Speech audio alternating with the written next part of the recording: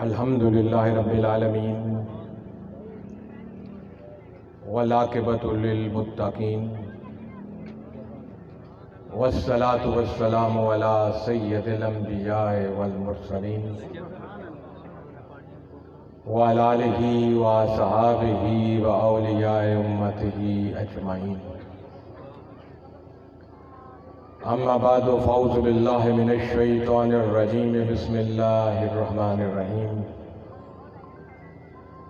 وما ارسلناک الا رحمتا للعالمین صدق اللہ العظیم وصدق رسولہ النبی الکریم الامین ونحن على ذلك لمن الشاہدین والشاکرین والحمد للہ رب العالمین۔ محترم بزرگوں، دوستوں اور بھائیوں، آپ کی اس علاقے غازی آباد میں غالباً پہلی دفعہ اللہ رب العزت نے موقع فراہم کیا ہے کہ آپ سے کچھ گزارشات کروں۔ میں زیادہ وقت آپ کا نہیں لوں گا، اس لیے کہ ایک تو وجہ یہ ہے کہ میں جہاں بھی گفتگو کرتا ہوں کبھی بھی 25-30 منٹ سے زیادہ بات نہیں کرتا۔ بات سیدھی کی جائے، مطلب کی جائے اور لوگوں کے ذہنی معیار کے مطابق کی جائے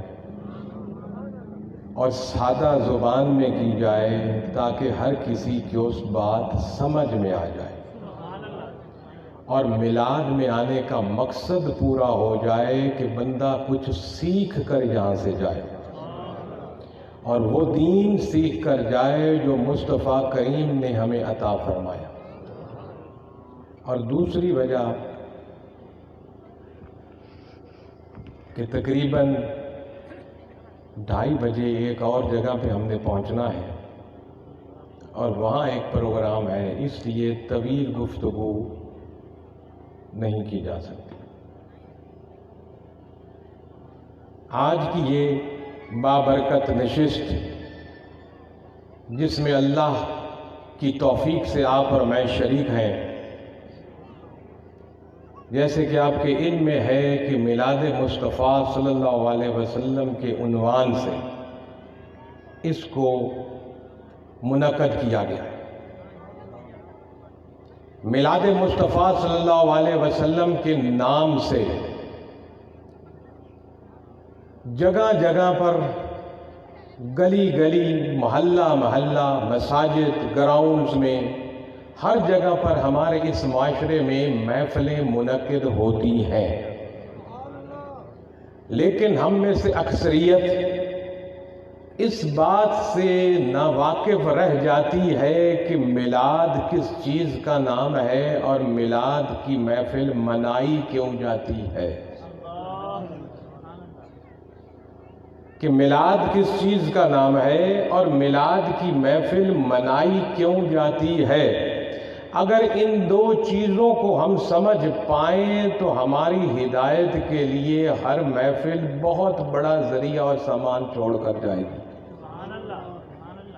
میں ایک جگہ نیٹ پہ چیک کر رہا تھا، جس کو آپ انٹرنیٹ کہتے ہو، آج کل بچہ اس سے واقف ہے۔ وہاں میں نے ایک چیز دیکھی کہ پاکستان کا خطہ وہ خطہ ہے جس میں دین کے نام پر اتنی بڑے جلسے منعقد کیے جاتے ہیں کہ دنیا میں اور کہیں نہیں ہوتے۔ دین کے نام پر، میلاد مصطفیٰ کے نام پر، ذکر حسین کے نام پر، ذکر علی کے نام پر، توحید کانفرنسوں کے نام پر، سیرت کانفرنسوں کے نام پر، بے شمار ناموں کے ساتھ دین کے لیے، دین کی اشاعت کے لیے اتنے بڑے جلسے منعقد کیے جاتے ہیں کہ شاید دنیا میں برِ صغیر پاک و ہند کے بعد باہر کہیں نہیں ہوتے۔ بہت اچھی اور خوشی کی بات ہے، لیکن جب یہ دیکھا اتنی بڑی محافلیں دین کے نام پر ہوتی ہیں تو سوال یہ ابھرتا ہے کہ پھر اس معاشرے کی اخلاقی پستی کیوں اتنے انتہا پر ہے کہ مسجد میں نماز پڑھنے والوں کے جوتے محفوظ نہیں، ایسی محفلوں میں آنے والوں کے موبائل محفوظ نہیں، جناب والا مسجدوں کے لوٹوں کو بھی زنجیروں سے باندھ دیا گیا ہے کہ وہ محفوظ نہیں، ہماری دکانوں پر آنے والا سودا لینے والا بھی سودا بیچنے والے کے دھوکے سے محفوظ نہیں، جس دفتر میں چلے جائیں، جس جگہ پر چلے جائیں، جھوٹ پہلے ہوتا ہے، سچائی کہیں دکھائی نہیں دیتی، جس بھی جگہ پر آپ کوشش کریں جانے کی، کوئی انصاف نام کی چیز نہیں ہے، جس کے ہاتھ میں لاٹھی اس کا قانون، غریب کی آواز کوئی نہیں ہے۔ تو میرا یہ سوال ہے کہ ایسے معاشرے میں جہاں دین کے نام پر اتنی محافلیں ہوتی ہیں، وہاں ہمارا اخلاقیات اور ہمارا طرز عمل اتنا کیوں گرا ہوا ہے، جہاں میلاد والے کی کوئی سیرت نظر نہیں آتی؟ میرے محترم بزرگوں اور دوستوں اور بھائیوں، قرآن مقدس کی جو میں نے آپ کے سامنے آیت پڑھی، وَمَا أَرْسَلْنَاكَ إِلَّا رَحْمَةً لِّلْعَالَمِينَ، اس پر چند باتیں کرنے سے پہلے میں تھوڑا سا میلاد کے بارے میں آپ سے گزارش کرنا چاہتا ہوں کہ جس عنوان سے ہم جس محفل میں بیٹھے، ایک بات یاد رکھیے، اس کائنات کا خالق ایک ہے جس کو ہم اللہ کہتے ہیں، اس کے علاوہ جو کچھ بھی ہے سب مخلوق ہے۔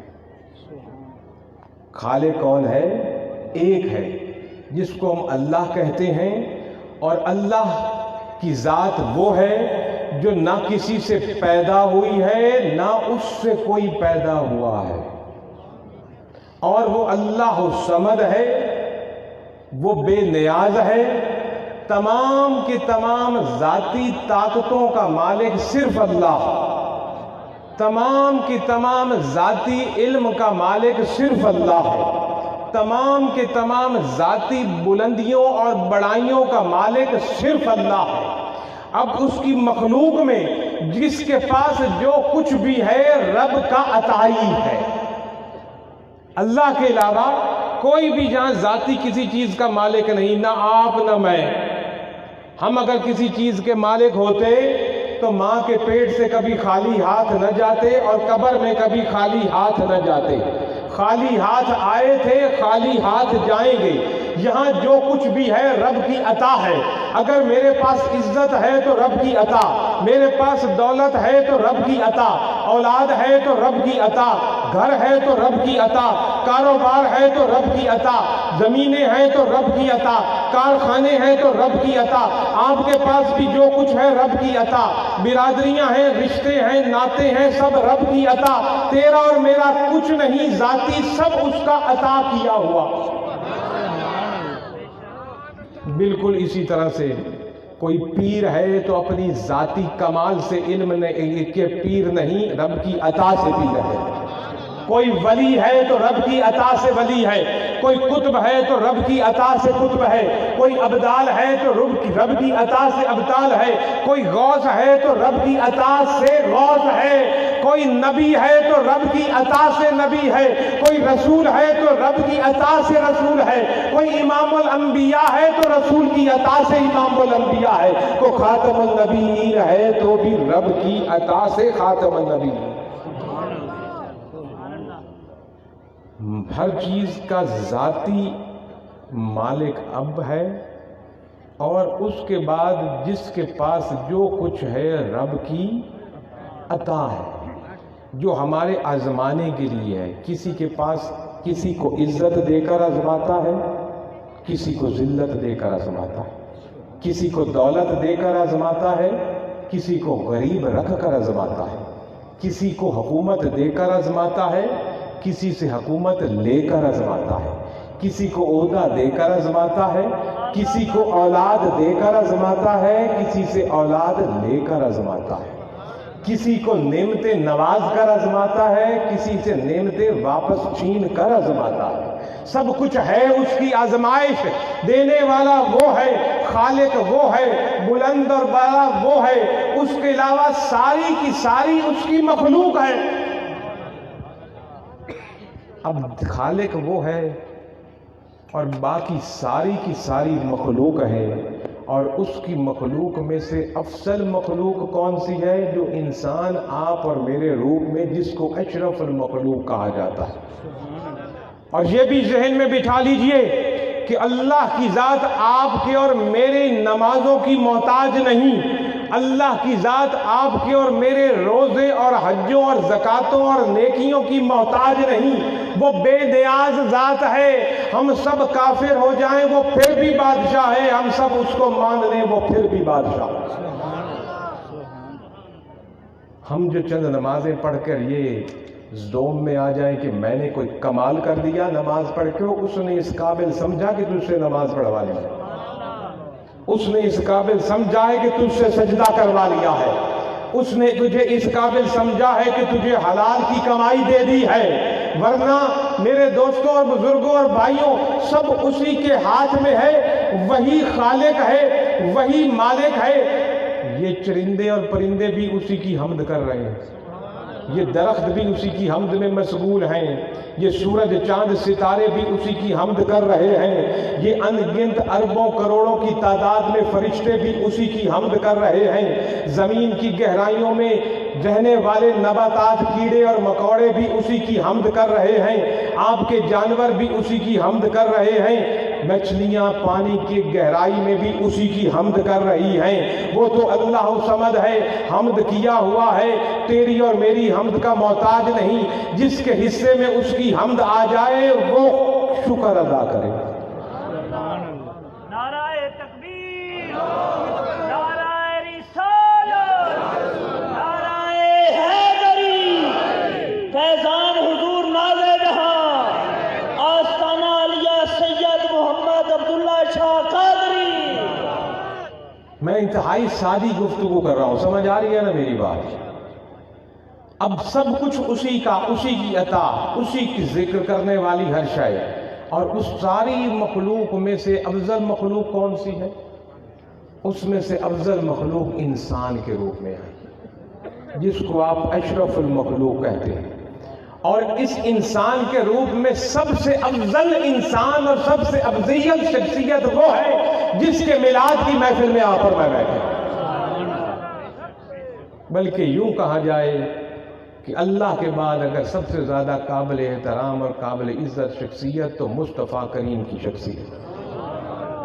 اب بات آئی میلاد پر۔ میلاد مخلوق کا ہوتا ہے، جو پیدا ہونا اس کا میلاد ہوتا ہے۔ میلاد، میں اکثر جگہ پہ یہ بات کرتا ہوں، عربی کا لفظ ہے جس کو انگریزی میں برتھ ڈے کہا جاتا ہے اور اردو میں سالگرہ کہا جاتا ہے۔ ہم جس کا میلاد منا رہے ہوتے ہیں، جس کی برتھ ڈے منا رہے ہوتے ہیں، جس کی سالگرہ منا رہے ہوتے ہیں، اس کو مخلوق سمجھ کر منا رہے ہوتے ہیں، خالق سمجھ کر نہیں منا رہے ہوتے۔ تو اگر کوئی کہے کہ یہ جو میلاد منانا شرک کی قسم ہے، کہ یہ کوئی بدعت کی قسم ہے، تو وہ اپنا علم جا کر سدھارے۔ میں تنقید کسی پر نہیں کرنا چاہتا، کیونکہ منصب رسول پر بیٹھ کر کسی کو گالی نہیں دی جاتی، منصب رسول پر بیٹھ کر لوگوں کو ہدایت کی طرف بلایا جاتا۔ اگر کسی کو میلاد کسی کا منایا جائے تو سب سے تو پہلے بات، اب جب میلاد مصطفیٰ ہم منا رہے ہیں، میلاد اور مصطفیٰ کا میلاد، تو ہم یہ تسلیم کر رہے ہیں کہ حضور اللہ کی مخلوق ہیں۔ ہم اللہ کی مخلوق ہیں تو ایک طرح سے تو یہ توحید کانفرنس ہو گئی نا۔ جو لوگ توحید کانفرنسیں کرتے ہیں، یہ میلاد بھی توحید کانفرنس ہے۔ جو میلاد نہیں مناتا شاید اس پر شک کیا جا سکتا ہے اس کی توحید کے بارے میں، لیکن جو میلاد مصطفیٰ کر رہا ہے اس کی توحید میں تو کوئی شک نہیں کیا جا سکتا، کیونکہ وہ تو مخلوق سمجھ کر آیا بیٹھا ہے، مخلوق مان کر آیا بیٹھا ہے اور مخلوق ہی کا میلاد منا رہا۔ تو میلاد مولود سے ہے، حضور کی اس دنیا میں جلوہ گری کی خوشی منائی جاتی ہے۔ بعض لوگ کہتے ہیں جی غلط ہے نہ بناؤ، میں یہ پوچھتا ہوں، ویسے سچی بات ہے میں نے کبھی کسی کے منہ سے یہ نہیں سنا کہ اس نے کہا ہو کہ اپنے بیٹے کی سالگرہ مت مناؤ بدعت ہے، اپنے بچے کی برتھ ڈے مت مناؤ بدعت ہے، لیکن اگر رسول اللہ کی سالگرہ منائے تو وہ کیسے بدعت ہو گئی؟ ایک سمجھنے والی سینسیبل بات ہے، میں کسی کو برا نہیں کہہ رہا کہ جی میں نے کبھی نہیں سنا کو کہہ رہا ہوں یہ جی بچے کی برتھ ڈے منا رہا ہے، اس نے مہمانوں کو بلایا ہے، ان کے لیے کھانا تیار کیا ہے، خوشیاں منا رہا ہے، جھڑیاں اس نے لگائی ہیں، غبارے اس نے لگائے ہیں، چراغاں اس نے کیا ہے، کس لیے کیا ہے جی؟ اس لیے کیا ہے کہ اس کے گھر اللہ نے بیٹا دیا ہے یا بیٹی پیدا ہوئی ہے، وہ سال کا ہو گیا ہے، اس کی خوشی منائی جا رہی ہے، اس لیے یہ اہتمام کیا جا رہا ہے۔ کبھی کسی نے نہیں کہا یہ تو بدعت ہے جی۔ لیکن اگر کوئی رسول اللہ کے غلام حضور کی سالگرہ منا لیں، جھنڈیاں لگا لیں، چراغاں کر لیں، کچھ کھانے پکا کر غریبوں میں تقسیم کر دیں، تو یہ کس قسم کی بدعت آ گئی؟ اسی طرح میں نے یہ بھی کبھی نہیں سنا جی کہ جی بڑے بڑے سیاسی لیڈر جلوس نکالتے ہیں۔ میں کسی سیاسی جماعت، کسی سیاسی شخص پر نہ تنقید کر رہا ہوں نہ برا کہہ رہا ہوں، کیونکہ میں سیاسی نہیں ہوں اور سب میرے لیے ایک جیسے ہیں۔ اب جب جلوس کوئی نکالا جاتا ہے، کسی سیاسی جماعت یا اس کا لیڈر جلوس نکالتا ہے، کبھی آپ نے سنا کہ یہ تو بدعت ہے؟ یہ تو بدعت ہے جی، کیوں اتنا بڑا جلوس نکالا، اتنا لمبا جلوس نکالا، جھنڈے لگائے، نعرے لگائے، اس لیڈر کی شان میں نعرہ لگایا۔ نعرے لگتے ہیں نا جی بڑے بڑے جلوسوں کے اندر، بڑے لمبے لمبے جلوس ہوتے ہیں، میں نے کبھی نہیں سنا کسی نے کہا یہ تو بدعت ہے جی، حرام ہے، غلط ہے۔ لیکن اگر کوئی عاشق رسول، غلام رسول، رسول اللہ کی محبت میں آ کر 12 ربیع الاول کو جلوس نکال لیں، جھنڈیاں نکال لیں، نعرے لگا لیں یا رسول اللہ کی، تو یہ کیسی بدعت ہو گئی؟ میری سمجھ سے باہر ہے۔ میں سیدھی سادھی گفتگو کر رہا ہوں جس کو کہ کسی کو تنقید کا نشانہ نہیں بنا رہا، صرف ایک برین واشنگ آپ لوگوں کی کرنے کی کوشش کر رہا ہوں۔ ہاں یہ الگ بات ہے کہ میلاد جب منایا جائے، وہ سالگرہ رسول اللہ کی، تو اس انداز سے منائی جائے کہ اس دین کے خلاف اس میں کچھ نہ ہو رہا ہو، دین لانے والے کا جو میلاد ہو رہا ہے۔ یہ نہیں ہو کہ اذان کی آواز آ رہی ہو اور جلوس چل سو چل اور نماز کے قریب کوئی نہ جائے، یہ غلط بات ہے۔ جیسے ہم میلاد منا رہے ہیں، باوضو اکثر بیٹھے، نعت خوانی ہوئی، میں کچھ گزارشات کر رہا ہوں، ہم دین کی کوئی باتیں سیکھ رہے ہیں، آپ سن رہے ہیں، میں سنا رہا ہوں، کسی ایک کے پلے بھی کچھ پڑ گیا تو عمل جا کے کر لے گا، تو اس میں کون سی ایسی چیز ہے جو شریعت محمدی کے خلاف ہے اور جس کو یہ کہہ دیا جائے یہ غلط ہے اور حرام ہے؟ اس قسم کے میلاد تو ہمیں روز منانے چاہیے جہاں ہمیں واعظ و نصیحت ہو۔ تو ہم حضور کی خوشی اس طرح مناتے ہیں کہ لوگوں کو ہم واعظ و نصیحت کرتے ہیں، کسی عالم کو بلاتے ہیں، کوئی دین کی وہ بات بتاتا ہے، اللہ کی توحید ہمیں سکھاتا ہے، حضور کی عظمت اور شان ہمیں بتاتا ہے، حضور کا مقام اور مرتبہ ہمیں دکھاتا ہے، حضور کی سیرت ہمارے سامنے دکھاتا ہے، حضور کا اخلاق ہمیں سکھاتا ہے، حضور کے فرامین ہمیں بتاتا ہے۔ تو یہ تو عین ہی شریعت ہے، قرآن کا سیکھنا اور سکھانا ہوا۔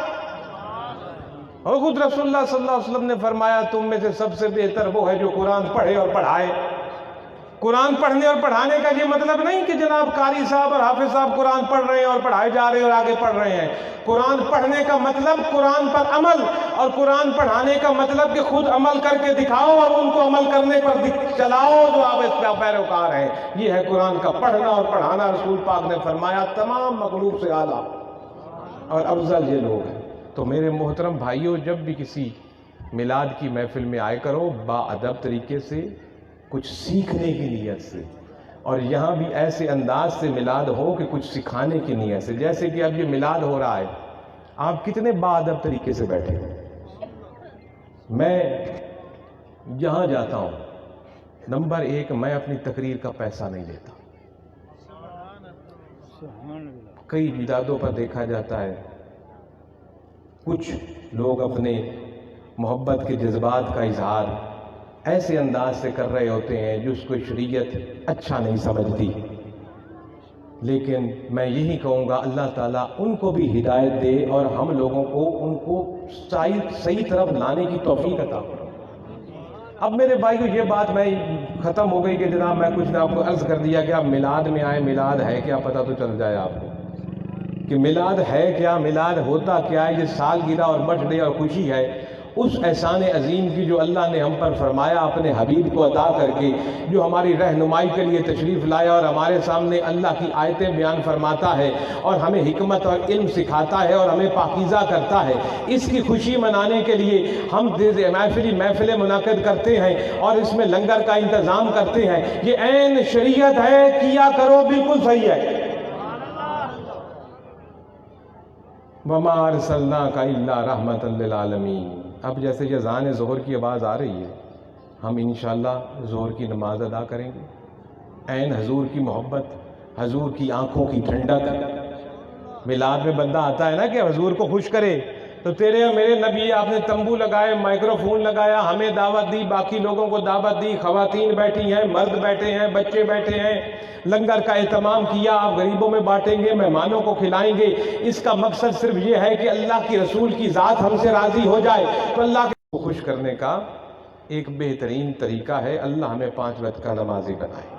وَمَا أَرْسَلْنَاكَ إِلَّا رَحْمَةً لِّلْعَالَمِينَ. ایک مشہور و معروف قرآن کی آیت ہے, 2-4 لفظ اس پر عرض کر کے آپ سے اجازت چاہوں گا. اللہ نے فرمایا وَمَا أَرْسَلْنَاكَ إِلَّا رَحْمَةً لِّلْعَالَمِينَ کہ میں نے نہیں بھیجا.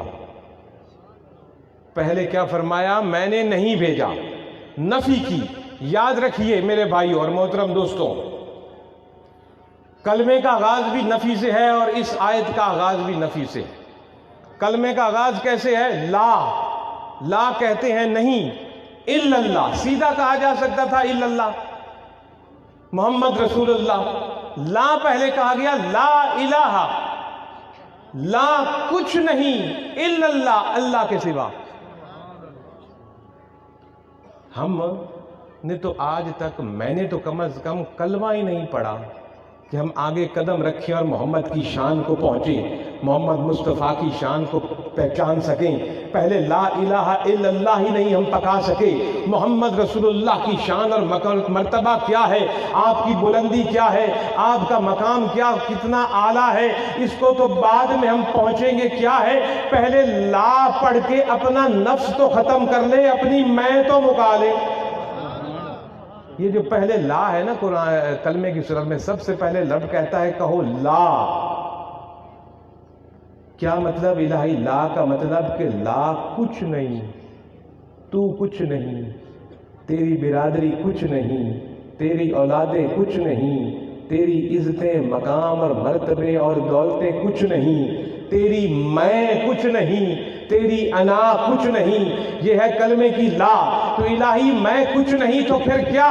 پھر اگلا لفظ آتا ہے میں کچھ نہیں الا اللہ, صرف تو ہی ہے. یہ لا الہ الا اللہ ہے. اس کے بعد محمد رسول اللہ ہے. یہاں بھی پہلے نفی ہے اور قرآن کی ان الفاظ میں وما ارسلناک الا رحمۃ للعالمین, یہاں بھی پہلے نفی ہے. اور تیرے اور میرے رب نے فرمایا نہیں بھیجا میں نے. پھر آگے مگر صرف رحمت بنا کر. وہاں بھی اگر پہلے لا نہ آتا اور کہہ دیا جاتا الا اللہ کہ معبود صرف اللہ ہے, تو ہو سکتا تھا شاید کوئی اور بھی ایسا اللہ ہے جو معبود ہو. پہلے نفی کر دی, لا کوئی ہے ہی نہیں. پہلے نفی کر دی گئی لا کہ کوئی ہے ہی نہیں. کس جیسا؟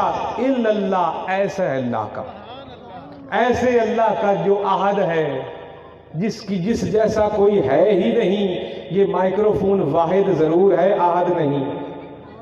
یہ پھول کا گلدستہ میرے آگے واحد ضرور ہے، آحد نہیں. یہ پانی کی بوتل واحد ضرور ہے، آحد نہیں. کیونکہ واحد کہتے ہیں کہ جو ایک ہو یہاں ہو، لیکن اس جیسے کئی اور دنیا میں ہوں. یہ پانی کی بوتل اس جگہ پر واحد ضرور ہے کہ ایک بوتل ہے، لیکن ایک دنیا میں نہیں ہے، اس جیسی کئی ہیں. اللہ واحد نہیں ہے، وہ آحد ہے. ایسا آحد ہے کہ اس جیسا کوئی اور ہے ہی نہیں. اس لیے قرآن میں لفظ استعمال ہوا قل هو اللہ احد، کہ اللہ احد ہے، ایسا اللہ ہے اس جیسا کوئی ہے ہی نہیں.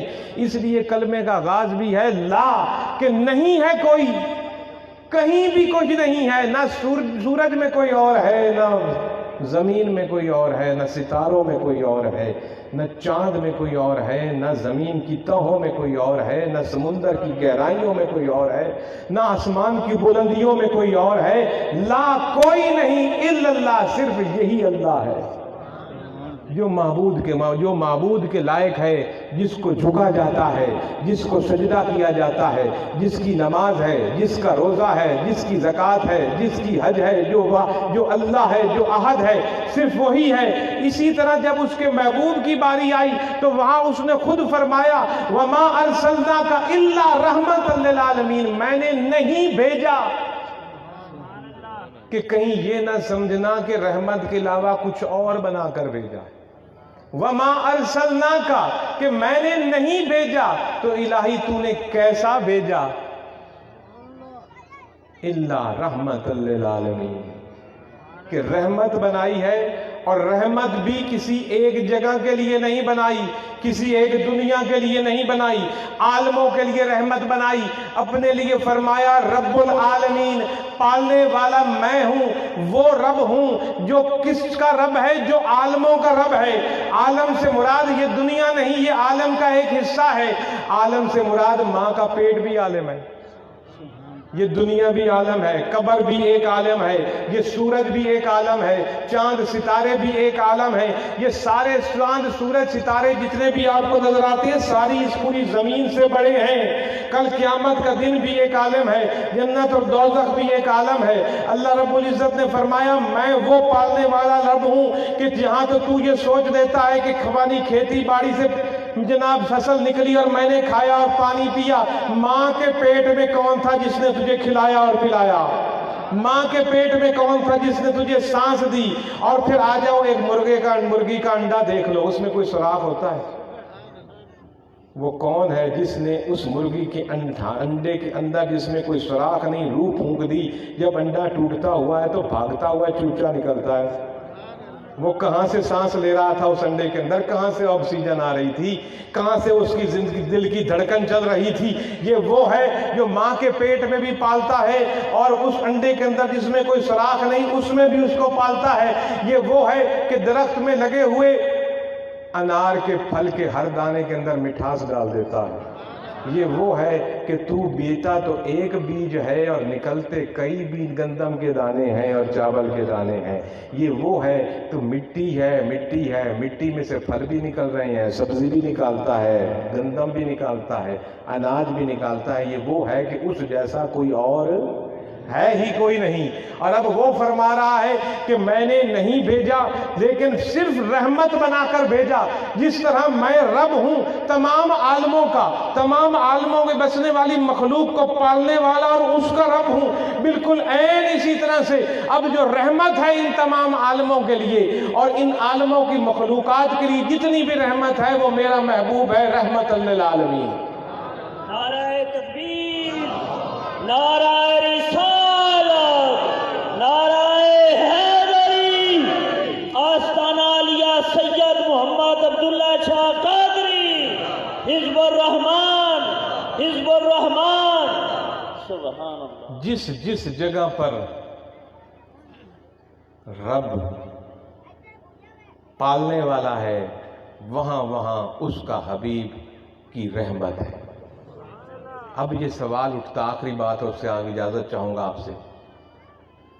کوئی آپ کو یہ کہے کہ جناب آپ تو یہ کہتے ہو کہ رسول رحمت ہیں، لیکن ہم نے تو دنیا میں دیکھا کہ رسول اللہ باپ کے روپ میں بھی ہمیں نظر آئے، شوہر کے روپ میں بھی ہمیں نظر آئے، بیٹے کے روپ میں بھی ہمیں نظر آئے، بھائی کے روپ میں بھی ہمیں نظر آئے، ایک اسٹیٹ آف مدینہ، ریاست مدینہ کے حکمران کے روپ میں بھی ہمیں نظر آئے، ایک فوج کے جرنیل بھی ہمیں نظر آئے، ہمیں جناب ایک عدالت کے جج بھی نظر آئے، ہمیں اچھے ہمسائے بھی نظر آئے۔ تو آپ یہ کہتے ہو کہ جناب رسول رحمت ہیں، تو پھر مجھے یہ بتائیے کہ جب وہ باپ کے روپ میں تھے تو کیا تھے، جب وہ بیٹے کے روپ میں تھے تو کیا تھے، جب جو شوہر کے روپ میں تھے تو کیا تھے، جب وہ جرنیل کے روپ میں تھے تو کیا تھے، جب وہ حکمران کے روپ میں تھے تو کیا تھے، جب وہ جج کے روپ میں تھے تو کیا تھے، جب وہ ایڈمنسٹریٹر کے روپ میں تھے تو کیا تھے، جب وہ واعظ کرنے والے کے روپ میں تھے تو کیا دے۔ تو میرے دوستو، وہ رحمت تھے، باپ کے روپ میں تھے تو رحمت تھے، بیٹے کے روپ میں بھی رحمت، بھائی کے روپ میں بھی رحمت، ہمسائے کے روپ میں بھی رحمت، حکمران کے روپ میں بھی رحمت، سپہ سالار کے روپ میں بھی رحمت، سر سے لے کر پاؤں تک عین نور اور رحمت،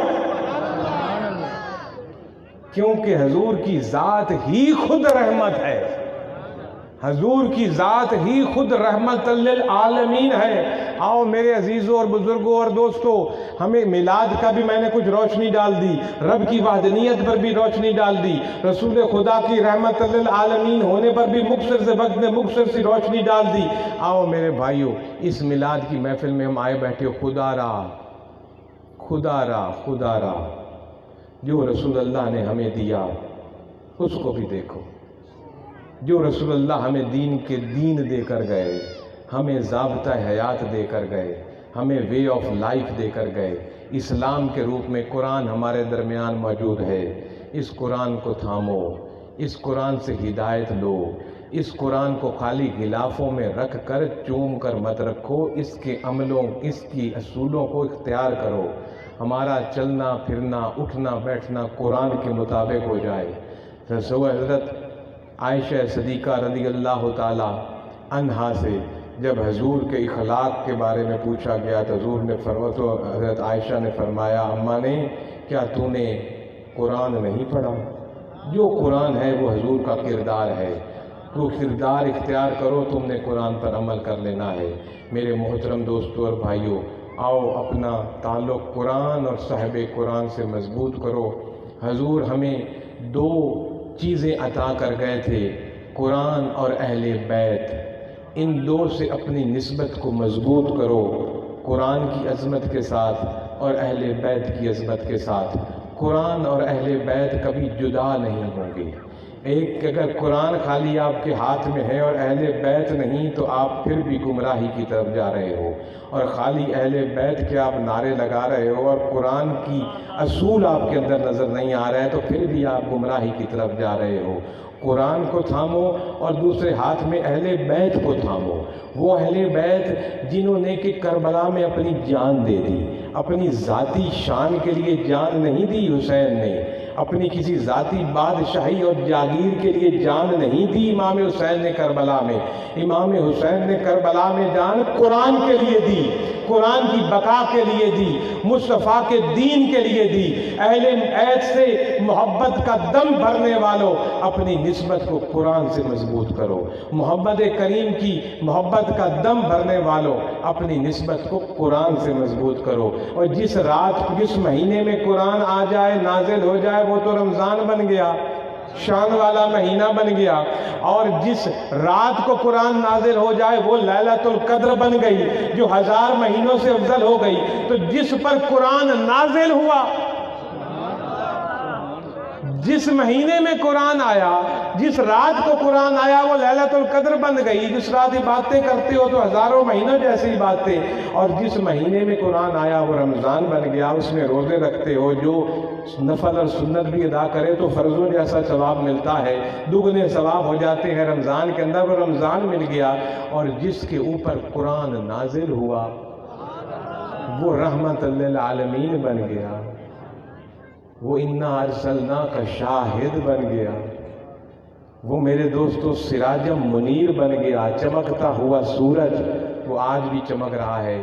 اس کی ہدایت ہمیں چاہیے۔ بہت خوبصورت محفل آپ نے منعقد کی، انتظامیہ مبارکباد کے مستحق ہیں، جو سامعین آئے وہ مبارکباد کے مستحق ہیں، اور جو خواتین ادھر بیٹھی ہیں، جتنے ہی مرد حضرات بیٹھے ہیں اتنی خواتین بیٹھی ہیں، وہ بھی مبارکباد کے مستحق ہیں کہ جس ادب و احترام سے آپ نے محفل سنی ہی اتنے ہی ادب و احترام سے ان خواتین نے بھی محفل کو سنا ہے۔ تو جتنا آپ ثواب کے مستحق ہو اتنی یہ خواتین بھی ثواب کے مستحق ہیں۔ تو میں دعا کرتا ہوں کہ اللہ رب العزت اس محفل کو ہماری بخشش کا ذریعہ بنائے، اس میں جو ہم نے سنا اس پر سوچ سمجھ کر غور کر عمل کرنے کی توفیق عطا فرمائے، اور اس بات کو آگے اور لوگوں تک بھی پہنچانے کی ہمیں توفیق عطا فرمائے، اور اس رحمت للعالمین شخصیت کے لائے ہوئے دین کی رسی کو مضبوطی سے تھامنے کی توفیق عطا فرمائے۔ ہم سب کا آنا سننا سنانا قبول فرمائے۔ کافی وقت ہو گیا، اسی سے آپ سے اجازت چاہوں گا۔ اللہ ہم سب کا حامی و ناصر ہو۔ باخر دعوانا الحمدللہ رب العالمین۔